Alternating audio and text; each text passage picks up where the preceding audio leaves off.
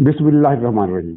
नाज़रीन, एक तो फौज का पैमाना सब्र अब दो वजूहात की बुनियाद पर लबरेज हो चुका है, और दूसरा ये है कि अरशद शरीफ के कत्ल में पीटीआई के नेटवर्क के मुलव्वस होने का क्लू मिला है। और तीसरी खबर ये है कि मरियम नवाज के ट्वीट पर हर तरफ से एतराज़ात हो रहे हैं। उन्होंने कितना गलत किया और कितना दुरुस्त, इस पर कुछ थोड़ा सा ज़रूरी तज्जिया देना है। तो नाज़रीन, इब्तदाई बात यह है कि एक तो इमरान खान ने फौज पर हमले बहुत तेज कर दिए हैं, और कल दो अटैक उसने किए हैं। एक तो इस्लामाबाद में आईएसआई के एक सीनियर अफसर के बारे में, जिसे इमरान खान ने डर्टी हैरी का नाम दिया और ये इल्ज़ाम लगाया कि उसे लोगों को नंगा करने का बहुत शौक है। हालांकि बाखबर सहाफ़ी ये बता चुके हैं कि किसी को भी नंगा नहीं किया गया, और ये नंगा करने की दास्तान जो है दरअसल इमरान खान का एक बयानिया है फौज के खिलाफ नफरत पैदा करने के लिए, जबकि ये लोग एफआईए की तहवील में होते हैं, आईएसआई की तहवील में नहीं होते। जितने भी अब तक गिरफ्तार किए गए हैं, और वो गिरफ्तार रहे भी कितना दिन, एक दिन दो दिन, इससे ज्यादा तो वो गिरफ्तार कोई भी नहीं रहा। तो ये इस पर फौज के अंदर बहुत ज्यादा नाराजगी है, और लोग कह रहे हैं कि फौज ने मिसाली तहम्मुल और सब्र का मुजाहरा किया, वरना माजी में इस तरह नहीं होता था। दूसरा अटैक ये किया कि अरशद शरीफ के कत्ल पर सीधा इल्जाम उसने नाम लिए बगैर फौज पर लगा दिया, और कहा कि अरशद शरीफ को मैंने मुल्क से बाहर जाने पर मजबूर किया था, उसकी टारगेट किलिंग हुई है, और इमरान खान के अल्फाज ये थे कि इन्होंने उसको मारा है, इन्होंने उसको कत्ल किया है, इन्होंने उसको क्या मुराद है। ये ज़ाहिर है जो सियाक़ो सबाक़ है उसके पूरे बयान का, वो फौज की तरफ उंगली उठा रहा है, और अकेला इमरान खान नहीं, इमरान खान की हिदायत पर पीटीआई की सारी क़यादत जो बोल रही है, यानी वो लीडर जो बोल रहे हैं, बहुत सारे लीडर तो खामोश है। और ये एक अजीब इत्तेफाक है कि पीटीआई के लीडरों की अक्सरियत खामोश है, वो इस पर बयानबाजी नहीं कर रही। लेकिन जो नफ्से नातका है इमरान खान के 4-5 आदमी, वो और इसका सोशल मीडिया और इसके एंकर पर्सन फौज को बिल्कुल वाज़े अल्फाज में मुल्ज़म ठहरा रहे हैं। मसलन जब कोई टीवी पर बैठकर एंकर पर्सन ये कहता है कि अरशद शरीफ को हक गोई की सजा दी गई, तो वो हक गोई कौन सी हक गोई की तरफ इशारा कर रहे हैं? वो हक गोई जो इसने टीवी प्रोग्राम में बैठकर फौज के अंदर बगावत भड़काने के लिए वाज़े एक प्रोग्राम किया था, तो उसको ये हक गोई कहते हैं। और ज़ाहिर ये हक गोई फौज के खिलाफ थी, तो फिर सजा भी फौज ही ने दी। ज़ाहिर शहबाज शरीफ ने तो नहीं दी, या बिलावल भुट्टो ने तो नहीं दी। तो अरशद शरीफ इस मिली भगत में शरीक था जो पाकिस्तानी अफवाज के खिलाफ की गई। तो पीटीआई अब ये बयानिया बना रही है कि ये हक गोई थी, और इस हक गोई की पादाश में उसे कत्ल कर दिया गया। आप ट्विटर देखें, वो भरा पड़ा है कि अरशद शरीफ को हक गोई की पादाश में शहीद किया गया। हालांकि इसको शहीद करने की या कत्ल करने की जो कहानी है वो बिल्कुल मुनफरिद है, बिल्कुल मुख्तलिफ है, और उसमें कई चीज़ें सामने आ गई हैं कि ये मामला किस तरह हुआ होगा। ज़ाहिर है कतई अंदाज से तो ये बात तभी की जा सकेगी जब तहकीकात किसी रुख पर, किसी मोड़ पर पहुंचेगी, किसी नतीजे तक पहुंचेगी, या नतीजे तक पहुंचने के करीब होगी। तो लेकिन जो भी था, ये बयानिया इमरान खान के कहने पर बनाया गया, और वो पाकिस्तान के लिए शहीद नहीं हुआ, वो पाकिस्तान की फौज के अंदर बगावत करा के, फौज को दो टुकड़े करके, पाकिस्तान को बर्बाद करके जो एक मकसद हासिल किया जाना था, उसमें अरशद शरीफ इस्तेमाल हुआ। और उसे सजा फौज ने नहीं दी, उसे सजा हुकूमत पाकिस्तान ने नहीं दी, उसे सजा किसी इंटेलिजेंस इदारे ने नहीं दी, बल्कि उसकी कहानी बड़ी अजीबोगरीब है। और वो आपने तफसीलात कई ज़राए से ये आ चुकी हैं कि अरशद शरीफ वहाँ पीटीआई वालों का मेहमान था। नैरोबी के पास जो कस्बा है, गांव है, जहां वो रहा, पीटीआई वालों के वहाँ फार्म हाउस थे, वहाँ ये रहा, और वहाँ ये क्या करने गया था। और फिर पीटीआई वाले उसे लेकर गए, जिससे एक साफ अंदाज़ा होता है कि अरशद शरीफ को ट्रैप किया गया। ट्रैप किस तरह किया गया? एक तो प्रोग्राम के लिए इस्तेमाल किया गया, उसे मैं ट्रैप होना नहीं कहूँगा, क्योंकि वो तो अरशद शरीफ ने सोची समझी अपनी राय के मुताबिक पाकिस्तान के खिलाफ इस साजिश का हिस्सा बनने का फैसला किया था। लेकिन ट्रैप इस तरह हुआ जिसका एतराफ़ इमरान खान ने खुद किया کہ وہ میرے کہنے پر اس نے ملک چھوڑا، وہ ملک چھوڑنے کے لیے تیار نہیں تھا، میں نے اسے مجبور کیا، سمجھایا کہ تمہیں یہاں مار دیں گے۔ یہ ارشد شریف کے ٹریپ ہونے کی پہلی کڑی تھی۔ اس کے بعد دبئی سے بھی اس کو یہ کہہ کر نکالا گیا کہ تم دبئی سے نکلو اور کینیا پہنچو، وہاں فلاں فلاں سے جا کر ملو، اور وہ وہاں جا کر فلاں فلاں سے ملا، اور اس بات کی خبر اس نے جاری نہیں کی۔ یہ اس کے مرنے کے بعد پتہ چلا کہ وہ کینیا تھا، اور کینیا میں وہ جو فارم ہاؤس ہے وہ پی ٹی آئی کے لوگوں کے ہے۔ اس کے علاوہ وہاں عارف نقوی کا جو مافیا ہے وہ بھی سرگرم ہے۔ جیسا کہ میں نے کل بھی بتایا تھا کہ کینیا میں جرائم کے بہت بڑے بڑے گڑھ ہیں۔ یہ ملک لاقانونیت کی گرفت میں ہے، اور اس کے اندر خود نیروبی شہر کے اندر بے شمار گینگسٹر ہیں جو وارداتیں کرتے رہتے ہیں۔ اب یہ جو نئی بات سامنے آئی وہ یہ ہے کہ ارشد شریف کے ساتھ ایک آدمی خرم نہیں تھا بلکہ 3 آدمی تھے، اور تینوں کا تعلق پی ٹی آئی سے تھا۔ اور یہ کل پھر جھوٹ بولا گیا مختلف ٹی وی چینلز پر کہ ارشد شریف کی کار کو چاروں طرف سے گھیر کر گولیاں برسائی گئی۔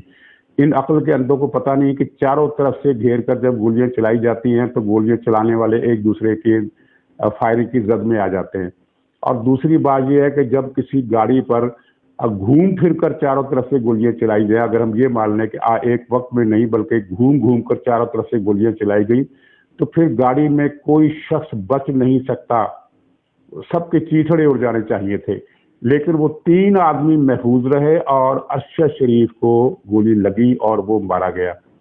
اس کا مطلب یہ ہے کہ وہ 3 آدمی ملوث تھے، اور وہ 3 آدمی اسٹیبلش ہو چکا ہے کہ پی ٹی آئی کے لوگ تھے۔ چنانچہ انہی لوگوں نے پھر پی ٹی آئی کے ہیڈ کوارٹر میں فون کر کے ارشد شریف کے قتل کی اطلاع دی۔ اس سے پہلے پاکستان میں کسی کو اس کی اطلاع نہیں تھی۔ پھر پی ٹی آئی کے حلقوں سے یہ بات لندن پہنچی، وہاں سے صحافیوں نے افواہ کی شکل میں، غیر مصدقہ خبر کی شکل میں اسے شیئر کیا، اور لیکن تصدیق سے کافی دیر کے بعد ہوئی جب کچھ صحافیوں نے اہل خانہ سے رابطہ کیا۔ شروع میں تو اہل خانہ کو بھی پتہ نہیں تھا، پھر پی ٹی آئی والوں نے اہل خانہ کو بتایا، پھر خیر ہر طرف سے اطلاع آ گئی، نیروبی سے بھی اطلاع آ گئی، کینیا کے سفارت خانے کی طرف سے بھی تصدیق ہو گئی، تو پھر سب کو پتہ چل گیا۔ اب اس بات کو ذہن میں رکھیے کہ وہ 3 آدمی جو ارشد شریف کی کار میں تھے وہ پی ٹی آئی کے تھے، اور ویسے بھی آپ یہ اگر ہمیں یہ خبر نہ ملی ہوتی کہ وہ پی ٹی آئی کے آدمی تھے، تب بھی کامن سینس یہ کہتی ہے کہ وہ ایسے لوگ تھے جن پر ارشد شریف کو اعتماد تھا، اور اعتماد وہ پی ٹی آئی کے علاوہ کسی اور پر نہیں کر سکتا تھا۔ انہی کے پاس ٹھہرا، اس کا مطلب ہے کہ وہ ان کو جانتا تھا اور ان پر اعتماد کرتا تھا، انہی کے ساتھ اس نے آنا جانا کیا۔ وہ کیا مسٹریز تھی، وہ کیا سفر تھے، وہ کیا ٹارگٹ تھے جن کی وجہ سے ارشد شریف کا آنا جانا نیروبی میں اور اس کے گاؤں کے درمیان ہوا، اور پھر وہ 3 آدمی اس کو ساتھ لے کر آئے۔ ایک تھیوری یہ بھی چل رہی ہے کہ ان 3 آدمیوں نے پہلے ارشد شریف کو قتل کیا، پھر انہوں نے پولیس کے ساتھ جنہوں نے گولی چلائی پولیس افسروں کو ملوث کیا، اور کہا یہ جا رہا ہے کہ پولیس افسروں کے ساتھ پہلے ہی کوئی ڈیل ہو گئی تھی کہ ہم آپ کو اتنا پیسہ دیں گے، آپ نے یہ کام کرنا ہے، یہ کام یہ کرنا ہے کہ آپ نے گاڑی پر گولیاں چلانی ہے، اس طریقے سے۔ یہ ایک تھیوری ہے، یہ ابھی کوئی پروون بات نہیں ہے، لیکن یہ ہے کہ ارشد شریف کو اسی گاؤں میں قتل کیا گیا، گاڑی میں بٹھایا گیا، اور پھر پولیس افسروں کے 1-2 پولیس افسروں کے ساتھ ملی بھگت کی ہوگی، تو انہوں نے جس طرح ایک طے شدہ اسکرپٹ کے مطابق کار پر گولیاں چلانی تھی وہ چلائی، اور پھر یہ بات بھی پھیلائی گئی اسی اسکرپٹ کے تحت کہ کار پر بے شمار گولیاں چلائی گئی اور ہر طرف سے گولیاں چلائی گئی۔ اگر ہر طرف سے گولیاں چلائی گئی تو 3 آدمی کیسے بچے؟ اور 3 آدمیوں نے نیروبی میں کینیا کے حکام کو اطلاع دینے سے پہلے پی ٹی آئی کو اطلاع دی، اس کے ہیڈ کوارٹر کو اطلاع دی۔ اس بات کی ساری رپورٹ اداروں کے پاس آ گئی ہے۔ تو اب عمران خان کا یہ سازشی بیان جو اس نے ایک تنتنے میں آ کر دے دیا سوچے سمجھے بغیر کہ میں نے اس کو مجبور کیا تھا کینیا جانے پر، یہ اس نے غلطی سے ایک فیٹل بلنڈر اس سے ہوا ہے، یہ فکرہ منہ سے ادا کر کے کہ وہ میرے مجبور کرنے پر کینیا گیا۔ اور یہ جو فوج پر مسلسل اٹیک ہو رہے ہیں تو اس کی بنیاد پر فوج نے پھر پاکستانی حکومت کو خط لکھا ہے کہ اس معاملے کی تحقیقات کی جائے اور الزامات لگانے والوں کے خلاف کارروائی کی جائے۔ یہ بڑا اہم فکرہ ہے، الزامات لگانے والوں کے خلاف کارروائی کی جائے۔ سب کو پتا ہے کہ الزامات کون لگا رہے ہیں، اور اس میں میڈیا کے لوگ بھی ہیں، الیکٹرانک میڈیا کے اور سوشل میڈیا کے، اور پی ٹی آئی کے سوشل میڈیا ونگ کے اور پی ٹی آئی کے لیڈر۔ یہ درجنوں افراد ہیں، 2 3 4 نہیں ہیں۔ ان کے خلاف کارروائی ہوگی۔ جب فوج نے لکھ دیا تو کارروائی پھر ہو کر رہے گی۔ اور اس کے علاوہ فوج کے ترجمان نے ٹی وی چینل سے گفتگو کرتے ہوئے یہ ایک زبردست قسم کا معنی خیز اور کیا کہنا چاہیے کہ ایک الارمنگ فکرہ پی ٹی آئی کے لیے یہ بھی کہا کہ 2 فکرے انہوں نے سوال کے انداز میں کہے کہ ایک تو یہ معلوم کیا جائے کہ ارشد شریف کو کینیا جانے پر کس نے مجبور کیا۔ اس کا جواب عمران خان نے دے دیا کہ میں نے کیا، لیکن یہ فکرہ بہت اہم ہے، کس نے مجبور کیا۔ دوسرا فکرہ کہ اس قتل سے فائدہ کس سے پہنچا، تو ظاہر ہے کہ پی ٹی آئی کو پہنچا۔ اس کا سائفر کا جو بیانیہ تھا وہ دم توڑ چکا ہے، کوئی اس پر یقین کرنے کے لیے تیار نہیں ہے۔ کرپشن کا بیانیہ اس کا ختم ہو گیا، اور یہ جب سے توشہ خانے کا اسکینڈل آیا کہ پتہ چلا کہ بجلی کے پنکھوں اور غسل خانوں کی ٹوٹیوں کے علاوہ وزیر اعظم ہاؤس سے ہر چیز وہ اٹھا کر لے گیا، اور نہ صرف یہ خود اٹھا کر لے گیا بلکہ کم سے کم اس کے 20 ساتھی ایسے تھے جو وزیر اعظم ہاؤس سے مال غنیمت سمیٹ کر نکلے۔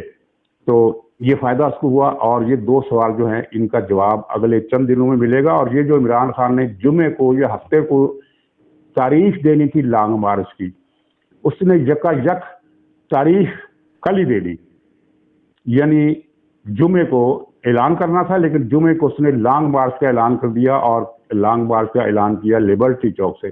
اس کا مطلب یہ ہے کہ اسے کچھ انفارمیشن پہنچی ہے کہ اب معاملات ہاتھ سے نکلنے والے ہیں، تو جمعہ ہفتے کو تاریخ دینے کے بجائے جمعہ ہی کو لانگ مارچ کر ڈالو۔ اتنے کم وقت میں ظاہر حکومت اس پر ہاتھ نہیں ڈالے گی، اور جب یہ لانگ مارچ نکلے گا تو پھر ہاتھ ڈالنا اور مشکل ہو جائے گا۔ ظاہر ہے اگر اس کے ساتھ 8-10 ہزار آدمی نکلتے ہیں تو رستے میں پنجاب حکومت تو اسے گرفتار نہیں کرے گی، اور یہ سفر جو ہے وہ ہو سکتا ہے وہ 1 دن میں کرے، ہو سکتا ہے وہ کئی دن میں کرے۔ پھر جب وہ پنڈی جا کر اسلام آباد کے کسی کنارے پر ایک ڈیرا ڈال دے گا اور اس کے ارد گرد کئی ہزار لوگ ہوں گے تو اس کی گرفتاری مشکل ہو جائے گی۔ یہ عمران خان کی سوچ ہے۔ حکومت نے اگر گرفتار کرنے کا فیصلہ کر لیا تو وہ اسے گرفتار کر لے گی، پھر یہ جلوس جلسہ لانگ مارچ یہ رکاوٹ نہیں بن سکیں گے۔ یعنی معاملہ ایک دم ڈرامائی موڑ پر آ گیا ہے، جس کی توقع آج کی تاریخ تک عمران خان کے حامیوں کو تھی نہ عمران خان کے مخالفوں کو تھی۔ یہ ایک ڈرامائی پیش رفت جو ارشد شریف کے قتل کے بعد پیدا ہوئی ہے۔ اس سے پہلے کچھ لوگوں کا خیال تھا کہ کینیا میں قتل ہوا ہے، اندھا قتل ہوا ہے، کچھ پتہ نہیں کہ کیا چکر تھا کیا نہیں چکر تھا۔ پولیس یعنی ظاہر پولیس نے ایک شکل تو بنائی واقعات کی کہ مشکوک گاڑی تھی، اسے روکا گیا، وہ نہیں رکی، ہم نے گولی چلا دی۔ مطلب یہ تھا کہ یہ قصہ یہیں پر پاک ہو جائے گا، لیکن پھر جب کڑیاں کھلی پتہ چلا کہ گاڑی میں 3 آدمی تھے، اور پھر انہوں نے حماقتیں کی۔ یہ خود پی ٹی آئی نے بات پھیلائی کہ گاڑی کے چاروں طرف فائرنگ کی گئی، 3 آدمی اندر تھے، وہ زندہ و سلامت رہے، صرف 4تھا آدمی ارشد شریف مارا گیا۔ اس سے پھر شبہ پھیلا، پھر جب سراغ لگایا گیا تو بات عارف نقوی کے نیٹ ورک تک بھی پہنچی، اور اس نیٹ ورک تک بھی پہنچی جو پی ٹی آئی کے لوگوں نے نروبے کے ارد گرد کسی دیہات کسی قصبے میں کسی گاؤں میں ایک فارم ہاؤس بنا رکھا تھا، وہاں یہ سارے یہ تارو پود اس سازش کے بنے گئے، اور یہ ایک بڑا سنگین معاملہ ہو گیا ہے پی ٹی آئی کے لیے۔ تو ناظرین اب اس میں سے بہت کچھ نکلے گا، اور جو یعنی نہ ہونے کی جو توقع تھی وہ ہو گئی ہے۔ تو اب آخر میں مریم نواز پر تنقید کتنی جائز ہے اور کتنی ناجائز ہے۔ مریم نواز نے ایک ٹویٹ کو ری ٹویٹ کیا۔ اس ٹویٹ میں کسی صاحب نے لکھا تھا کہ یہ صاحب جو ارشد شریف ہیں، انہوں نے کلثوم نواز کے جنازے کا میت کا تابوت کا مذاق اڑایا تھا، اور تصویر بھی اس میں اس تابوت کی جس میں کلثوم نواز صاحبہ کو ان کی وفات کے بعد پاکستان لایا گیا۔ اور اس نے ٹویٹ کرنے والے نے یہ بھی لکھا کہ انہوں نے نواز شریف کا بھی مذاق اڑایا تھا، بیماری کا، کلثوم نواز کی بیماری کا بھی مذاق اڑایا تھا، اور پھر تو کل مریم نواز صاحبہ نے کہا کہ یہ میں ٹویٹ کرنا تو نہیں چاہتی تھی لیکن کیا کروں، یہ میں نے کر دیا ہے تاکہ یہ بھی ایک لوگوں کے سامنے پہلو آ جائے۔ اس پر بڑی تنقید ہوئی کہ مریم نواز نے موت کے سانحے پر ایک ایکسپلائٹیشن کی کوشش کی ہے اور جو آدمی مر جائے اس کے ساتھ ایسا نہیں کیا جاتا۔ اب اس بات میں اصولی طور پر تو وزن ہے، اور یہ بھی کہا جا سکتا ہے کہ مریم نواز کو یہ ٹویٹ آج نہیں کرنا چاہیے تھا، لیکن یہ میرے خیال میں اس طرح ہو سکتا ہے یا آپ کے خیال میں اس طرح ہو سکتا ہے یا کسی اور کے خیال میں اس طرح ہو سکتا ہے کہ یہ ٹویٹ مریم نواز کو نہیں کرنی چاہیے تھی۔ لیکن جس مریم کو چھوڑے کسی بھی آدمی کو آپ لے لیں جس کی والدہ مر گئی ہو یا والد مر گیا ہو یا بھائی مر گیا ہو اور اس کی لاش کا مذاق اڑایا جائے، تو کیا وہ اسے تا زندگی اس واقعے کو، اس دکھ دینے والے ماجرے کو بھلا سکتا ہے؟ نہیں بھلا سکتا۔ مریم نواز صاحبہ کی والدہ کا مذاق یہ ارشد شریف نے ایک مرتبہ نہیں اڑایا، 10 مرتبہ اڑایا۔ نواز شریف کی بیماری کا مذاق اڑایا، قصوم نواز مرحومہ کی بیماری کو ڈھونگ بچایا، ان کے بیوٹی پارلر کی باتیں بتائی گئی۔ پھر ارشد شریف نے اور بھی بہت سارے کام کیے۔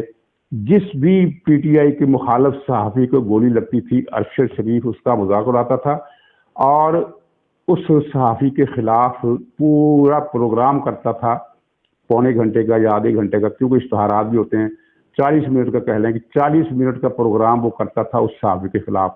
اور جس صحافی نے بھی عمران خان پر تنقید کی، ارشد شریف نے اسے اپنے ٹی وی پروگرام کے ذریعے غدار ثابت کیا۔ 10 صحافیوں کو وہ غدار ثابت کر چکا تھا۔ یہ ابصار عالم کو گولی لگی، اس نے مذاق اڑایا اور پورا پروگرام پیش کیا کہ ہالی ووڈ کی فلموں میں کس طرح یہ گولی جاری ہوتی ہے اور پھر کس طرح وہ ڈرامہ کیا جاتا ہے کہ مجھے گولی لگی۔ اس نے بتایا کہ ابصار عالم نے 100% ڈرامہ کیا، اسے کوئی گولی نہیں لگی۔ احسن اقبال کو گولی لگی، اس کا مذاق اڑایا۔ مطیع اللہ جان، اسد علی طور اور کتنے صحافی جن کو اغوا کیا گیا، اٹھایا گیا، ٹارچر کیا گیا، قتل کرنے کی دھمکیاں دی گئی، ان سب کا مذاق اڑایا ارشد شریف نے اور ان سب کو غدار کہا۔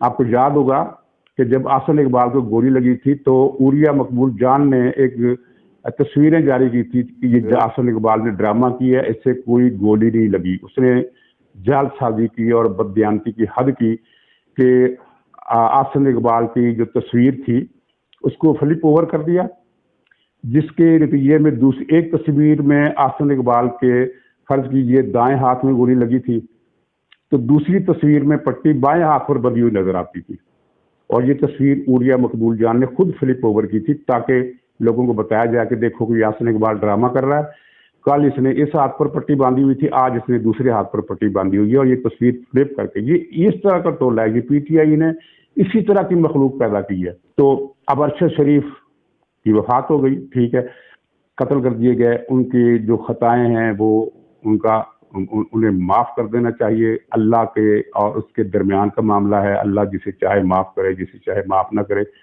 لیکن جب یہ بات کی جائے گی کہ مریم نواز صاحبہ نے یہ ٹویٹ ری ٹویٹ کیوں کیا، تو پھر یہ ریکارڈ بھی پیش کرنا پڑے گا۔ اور یہ تو بی بی سی نے لکھ دیا کہ ارشد شریف کو آخری دنوں میں احساس تھا کہ مجھے عمران خان نے اپنے بیانیے کے لیے استعمال کیا، اور جب میری جان خطرے میں پڑی اس کو فوج کی طرف سے کوئی دھمکی نہیں آئی تھی، لیکن عمران خان نے اسے بتایا تھا کہ فوج تمہیں مار دے گی، تو وہ ڈر کے مارے ملک سے بھاگ گیا، اس کو بھاگنے پر مجبور کر دیا گیا۔